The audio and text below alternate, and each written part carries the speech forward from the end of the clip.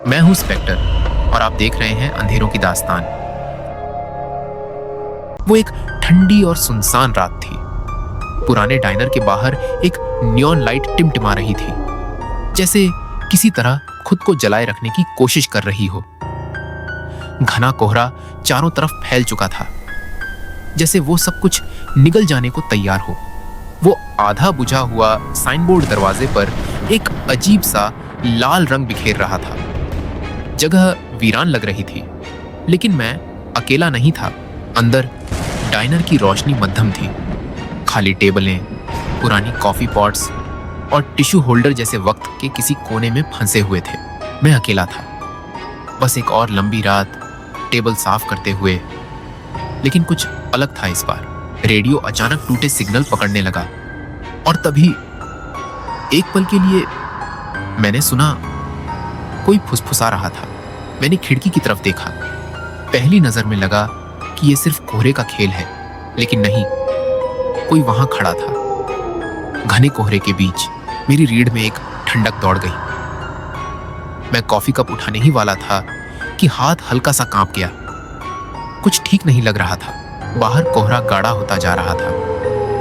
वो परछाई अब भी वहीं खड़ी थी, हिल भी नहीं रही थी, लेकिन ऐसा लग रहा था कि वो मुझे घूर रही है। फिर डाइनर के दरवाजे का लॉक खुद ब खुद घूमने लगा। मैंने उसे छुआ भी नहीं था। ऐसा लग रहा था जैसे समय थम गया हो। दीवारों पर परछाइयां अजीब तरीके से बढ़ रही थी।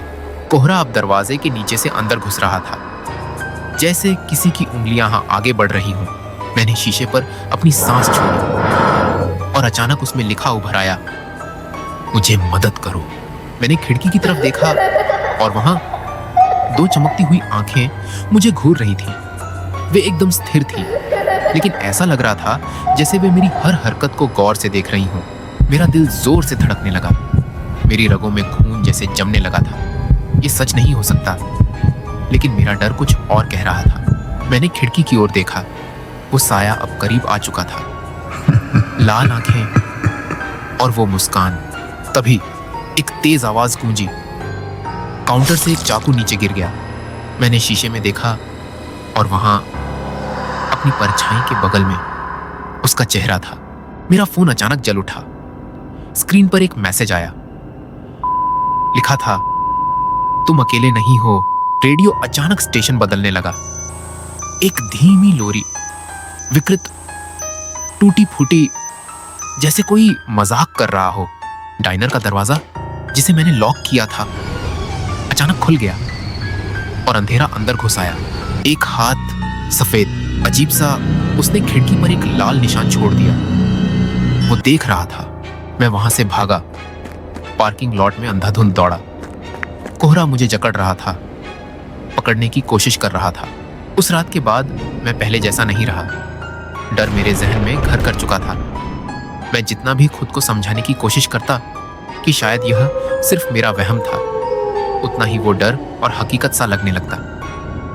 अगले दिन मैंने अपने मैनेजर को फोन करके बहाना बनाया कि तबीयत खराब है और मैं काम पर नहीं आ सकता। लेकिन सच्चाई ये थी कि मैं अब दोबारा उस जगह पर कदम रखने की हिम्मत नहीं जुटा पा रहा था।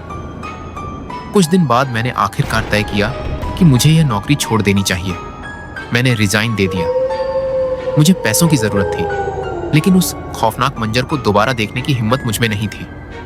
अब भी जब मैं रात में अकेला होता हूं, तो वो खिड़की, वो दो आंखें और वो अजीब साया मुझे याद आ जाता है।